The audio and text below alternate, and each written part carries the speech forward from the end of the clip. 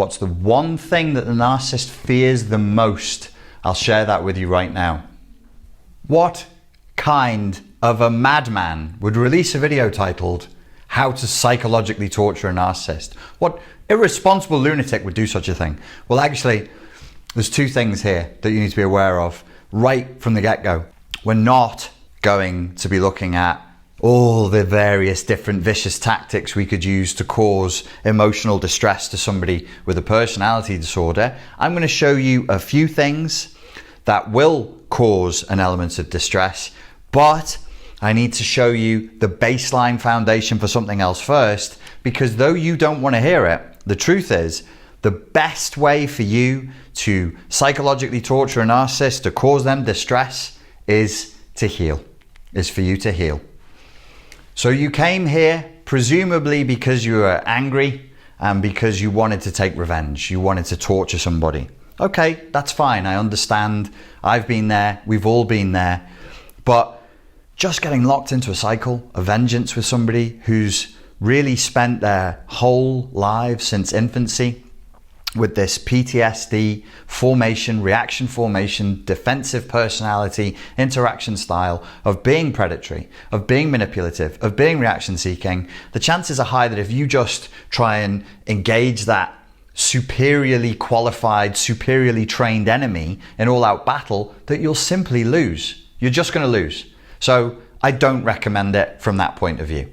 The second point of view is really what you need as a human being, though you're angry, though you're hurt right now, is you need to heal. What's the secondary advantage of healing? Well, actually, this is going to cause more distress to the narcissist and is going to keep your karma clean at the same time. Is it important to keep your karma clean? Yes, I believe that it is important to keep your karma as squeaky clean as you possibly can. So if you really want to live a good life, if you want to move on, you want to move past whatever has been done or been said, then heal. Why would that cause distress? Okay, so you're not now looking to cause distress. You're just looking to heal and get on with your life and keep your karma clean. But the secondary benefit is that that does actually cause distress to somebody who's looking to emotionally and psychologically exploit you and coerce you. Why? Because when we heal, we move away from their sphere of influence. The narcissistic psychopath is all about their control over you. And when they lose control over you, they experience massive amounts of anxiety. So if you escape this sphere of influence, this is you running to freedom, there you are, running away and escaping. Let's just make this PG friendly. You're escaping. When that happens, you doing that causes massive amounts of anxiety. In the literature, in psychology, this anxiety has a particular name, and its name is abandonment anxiety. Abandonment anxiety. All of the literature that's recently been produced in the last 10, 12 years indicates that narcissism as a system of interactions with a target or series of targets is actually functioning on a desire to control the sense of self. The narcissist has an extremely wounded, extremely damaged sense of self, and their emotions go up and down. They're very emotionally dysregulated. They have very poor ego boundaries. You'd think of them as being hugely egotistical or of having a big, strong ego. They don't. The ego is weak, it's frail, it's fragile, and they need to be on top of you or on top of the next person in order to feel in control. It's massively a personality disorder that's concerned with regulating feelings of self-esteem, feelings of self-worth, and they're really trying to avoid abandonment anxiety. Somebody in their childhood abandoned them, and they're now terrified that you will do the same thing. They thought, and they may have been correct, because in many cases it does work out this way, that if their crushing sphere of influence is strong enough, you won't run away. You'll remain trapped inside of the sphere of influence until eventually your will to survive simply dies off and you give up. You get stuck inside of their narcissistic shell, their fake reality with them, and without the air and the oxygen of feedback from other humans in the outside world, outside of the narcissistic cult, your soul, your spirit, your essence dies and you give up. And you can see this. Many people have died. You're here because you're either fighting to escape or you have escaped and now you're in an awful lot of pain, because having lived inside of the narcissistic sphere of influence, normal reality is going to feel very strange and very uncomfortable for you, depending on how long you're in it for. When you do escape, and you can only escape through authentically and genuinely healing, you will create massive amounts of abandonment anxiety in them, which is extremely distressing, which actually does function as a kind of torture for them. How should you seek to heal in this situation? If you want to inflict the maximum amount of torture, but keep your karma clean, all you're going to do is say, I just have the intent to heal. Nobody can accuse you of wrongdoing for simply stating your God-given right to heal and to want to move forward. So if your intent is simply to heal, your karma will always be clean. You just say, look, I just want to move in the direction of healing. I just want my ego boundaries to be whole, not broken up, not poisoned, not crushed under the evil influence of somebody with a personality disorder who thrives off the pain and suffering of others. There's a little horn, another little horn. I am not a professional illustrator. That may surprise you to know. So if you're crushed under their influence, that's bad. Of course that's bad. Who would deny you the right to be a healed, sovereign, separate, whole individual? Nobody. So your karma is clean when you seek to heal. But when you seek to heal in a way that kind of mirrors a process that we go through as children, because what the narcissist does is they parent themselves and they child you. They put themselves in the parent role, the God role, and you in the role of supplicant. They're the ones running the cult and you are the cult follower. You try and wiggle out of that role, of your role in the movie, and you know what happens? You get tortured. You're the one who's going to be experiencing the emotional distress. So they're now in parent, which puts you automatically in child, unless you know how to fight it. So then in a sort of a strange way, you've attached to them, but you've not attached horizontally as two adults. If we're going to use the transactional analysis model, you're not two adults. You're attached not horizontally, but vertically, because to the narcissist, this is what equal looks like. Ego to ego. This is equal to a narcissist. I am above you. You are below me. It's always vertical. And if you ever try and horizontalize or democratize your communication or the power dynamic, they'll torture you. They'll punish you. They'll come after you, and they'll be sadistic and they'll be brutal in the way that they do that, just to get you back to your role, your original role, which is submission. So they're like, hey, you're getting confused, little slave. I may have to make an example of you here and give you a bit of a beating, which is what they do. So this to them is equal. Obviously, this is not equal. There shouldn't be in a relationship. You don't want to have this kind of a dynamic going on because it's really not very healthy. You want it to be like this. So that's your intent. You are looking for something egalitarian, adult to adult. Now, what they forced you to do is to connect with them as a parent, which would be weird, but that's what's happened. And they've also forced you to connect with them confusingly and simultaneously as a child. So you, if you really have been in a relationship with somebody who really is NPD, they're not just annoying or arrogant and you just say, oh, that person's a narcissist, but they're not really. We're talking about clinical narcissistic personality disorder. You will be forced to simultaneously attach to them. Never equal.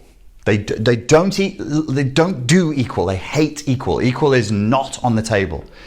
They are either your parent and you're allowed to attach them as a child, or you're pushed into the role of mummy or daddy whilst they're the child. So you're either supplicating to them, submitting to their authority, or you're wiping their bottom. There is no in between. Or you're feeding them, you're taking care of them, you're offering them money, you're offering them time, you're offering them whatever it is. But it's never adult to adult. They loathe that, they're terrified of that, and there's no interest in it. Which is why, for us as codependents, for the fawn type responder, for the target of narcissistic relationship, when we come to them and go, hey, why don't we talk? Let's talk about how you feel. Let's talk about how I feel. Let's have a one-to-one and figure this out.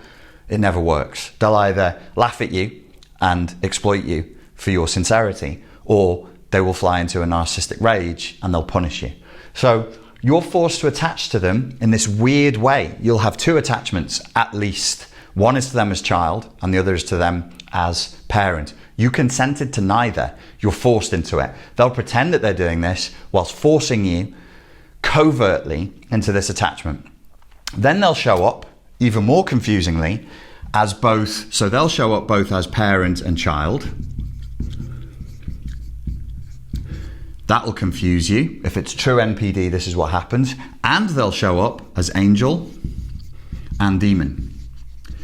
They will force you to be trapped between two towers, two pillars, two polarities that contradict each other, and you will be trapped in a prison. Here's the arm, and this is the chain to the wrist, and they'll put you here, and you're trapped like this. So you're never allowed to go to one polarity. You'll never just have them as parent, because you would handle that. No, it needs to shift between parent, child, parent, child, parent, child. You'll never just have them as angel. There'll be angel, demon, angel, demon. What do I mean by angel and demon? Sometimes they'll show up as your savior, as Christ embodied, the kindest, most compassionate, most empathic, most spiritually aligned human being, egoless, heart is pure, free from desire, free from attachment, so on and so on. And then they'll show up as lustful, corrupted, addicted, materialistic, demonic types. And they'll push you through the cycle of spinning through two different modalities to keep you confused. So back to the healing part, we have to detach as though we were a child, detaching from a relationship with an abusive parent. And this, in the literature, is called something I'll show you right now. Let the healing commence. When you're attached to your parent, you're not a separate individual. You are in the attachment. You're bonded to them. Then you're supposed to grow up and you're supposed to individualize. How does this relate back to this concept of torture of the narc, of the narcon, the dark lord, the dark queen in your life? How is this torturing them? Because when you individualize, you heal, which means they no longer have targets to attack. You individualize, which means that you reclaim your agency and sovereignty, in which case you no longer need them, you're no longer leaning on them, you're no longer addicted to them, because right now, if you're in a relationship with an MPD, they've bonded you to them. So you're addicted to their presence, you're addicted to their input, even, yea, verily, even unto their abuse. You're addicted to that. So if you've individualized and you are regaining your agency and sovereignty, creates torture because it creates terror. This makes them feel like they're losing that sphere of influence over you. If they lose this, you've proven to them that they're not as powerful as their narcissistic wank fantasy of themselves that they have. You're proving that it's false. You are proving that their sense of self is false, is make-believe, is an infantile fantasy. That's a reality that they are working hard to escape. So when you heal and you individualize, reclaim your agency and sovereignty, you're bringing them back to reality that they fought their whole lives to escape. You're damn right this tortures them. You're damn right this terrorizes them, because you're pushing their face back to that the worst thing that they could possibly imagine. You remember 1984, Room 101? Room 101 for a narcissist. Room 101 in 1984 is part of the torture process to break a person. In Room 101, you face your worst fear. What's in Room 101 for the narcissist? What is in Room 101 for the narcissist? I can share this with you right now. The worst fear for the narcissist, what's in Room 101? She or he thinks that they are like God. She thinks she's a goddess. He thinks that he's a god. All powerful, all knowing, all beautiful, all strong, all whatever it is, whatever that fantasy, that narcissistic wank fantasy they've got. And in Room 101 for them, you simply delete that. You say, you can't be a god. You can't be a goddess. Why? Because I escaped your sphere of influence. I escaped your sphere of influence. So I've proof positive that you are not a god. You're not a goddess. You're just a person, and really not a particularly interesting one. That will cause more abandonment terror and more distress than you could possibly imagine, whilst keeping your karma completely squeaky clean. Ladies and gentlemen, I hope that you enjoyed that video. If you did, please make sure you hit the subscribe button. I have another video that's just as cool as this one that you can get to right here. If you want to learn more about this topic, please get this free PDF here, and the subscribe button is there. So touch it now and subscribe to my channel. Cheers.